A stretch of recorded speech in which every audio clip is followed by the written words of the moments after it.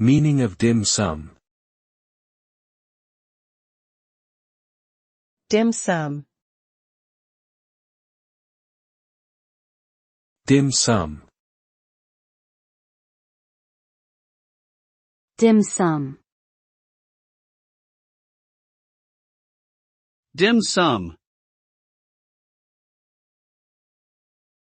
Dim sum is a Cantonese style of preparing and serving small, bite-sized portions of food that are typically served during breakfast or lunch. It can also refer to the act of eating dim sum as a social activity with family or friends. The dishes offered can range from savory to sweet, and include items such as dumplings, steamed buns, rice rolls, and desserts like egg tarts. Dim sum restaurants often serve tea alongside the food, creating a unique culinary experience that has become popular around the world.